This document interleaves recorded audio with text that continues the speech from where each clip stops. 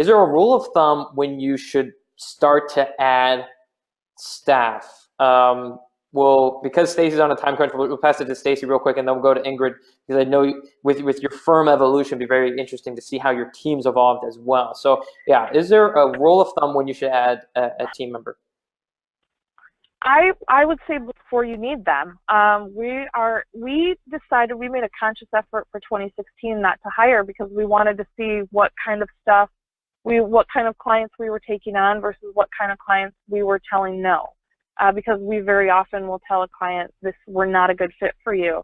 And so what we determined is that the work that we either just didn't have the time for or didn't really want to kind of dig into because it was a little bit more involved than we wanted to deal with, happened to be a lot of one-on-one training. It also happened to involve inventory. And we have taken on less payroll clients. So our next hire is going to be someone who's going to be coming in as a contract basis and as needed. And we don't need them yet, but we're going to bring them on board and we're going to just start feeding them all of the stuff. They have to, we know who this person is going to be, and it'll be after the beginning of the year.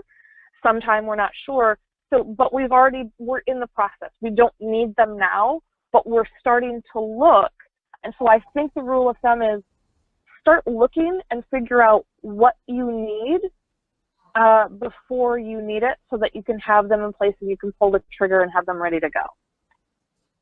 Yeah, that's so true. One of the common areas that I think people get stuck in a lot is they're really worried to begin that process, and then all of a sudden they're completely overloaded with work, and then they try to hire, so they're working above and beyond, hours per week, and then you layer in trying to hire, and that's where a lot of hiring mistakes come in because you're just scrambling. You're like, we just need a body in here to fit this, and the process is rushed, and you don't get the same quality you would. So I love that point about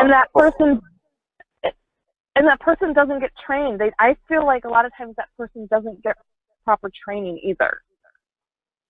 Yeah, absolutely. It's just what might be a good hire. Sorry, I keep interrupting because what might be a good hire, what might be a great hire, even though it may have been a hasty hire, ultimately may not work out in the end because the communication wasn't there, because you are hiring them in, you're too busy, and the training wasn't there, and they may get frustrated or you may get frustrated, and what could have been a really great hire possibly won't work out because you didn't take the time to onboard them the way that everybody in the firm deserved for them to be onboarded.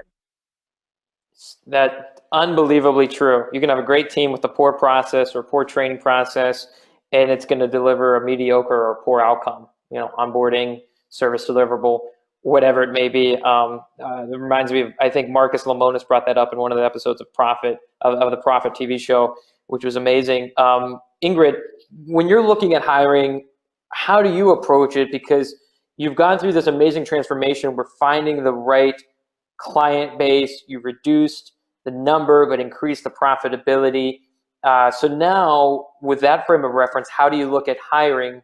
Because I imagine it was a bit different than kind of the quantity-based model.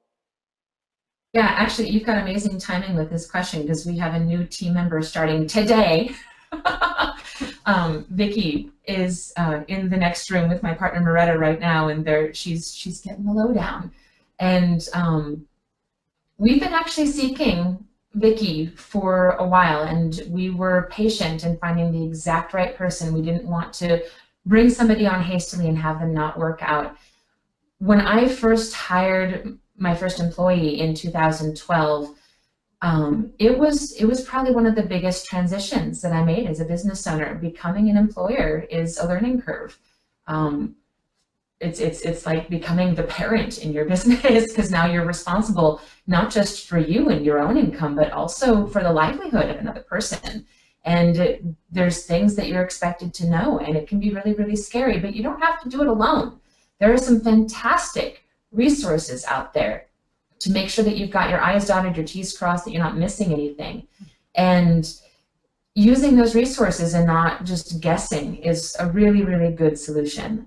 We have an HR company in Portland, Oregon that we like to partner with, Mammoth HR. and we really enjoy working with them. They help us to make sure that we don't have any, blatantly illegal language in our employee manual, things like that. We also go about things a little bit differently here at Polymath in that this year, January 1st, we became an employee-owned company. So we really try to make sure that we are seeking people who are going to take ownership in their work here and in their place here. And the best way to do that I can see is literally. So anybody who joins Polymath as a team member down the line, if things are working out, will become an equity owner of the business. And that's what we really look for, is people who are going to not just see this as a job. If you just want a job and you want to swap hours for a paycheck, then congratulations, go work at McDonald's. That's not what we're looking for. We're looking for relationships, once again, in the same way that we're not going to take on a relationship with just any client. Our team is even more important. It was Brad Smith, I think, from Intuit that was talking about how the vendors and shareholders, customers, and team members within a company serve that company. He was talking about how the vendors and shareholders are like the food the company eats. How many days can you go without food? Customers are like the water the company drinks. How many days can you go without water? Your team, your employees, are like the air the company breathes. How long can you go without air? If you don't have happy team members who are really invested in the company, then your company is suffocating. But when you've got a solid team, you in turn will have happy customers, and then the stakeholders and vendors will also be happy. But it's got to start with having a very strong team. And one of the systems that we use to ensure that we've got a strong team and to really test the water to see, are we needing another team member? Is it time to bring on another team member? Is predictable success. And you can learn about that at predictablesuccess.com. There's a ton of fantastic free tools there. Les McKeown, the fellow who came up with this idea and has written books on it, spoke at Scaling New Heights in 2015. And in that keynote presentation, in 1 hour, all of a sudden my world changed, because I had this realization of where my business was in the life cycle of a business, where I was as a leader within that business, where my other team members were, and what we needed to fill in the gaps to balance ourselves. Because depending on where you are in your business and where you're heading next, you need different people on your team. And it's important to understand that it doesn't just come down to skills. Skills can be trained, but there are natural attitudes and aptitudes that you have to be able to test for. And there's a fantastic personality and leadership type indicator on predictablesuccess.com that you can use to figure out where each of your current team members are, and also test the people that you are thinking about bringing on. Before we even give somebody an interview, we make them take this little 32-question test. It's 10 minutes long, and send us their results. And it's a pretty clear indication of whether they're actually a fit for our needs or not. And then we'll have a conversation to continue to see if they're a fit for our needs.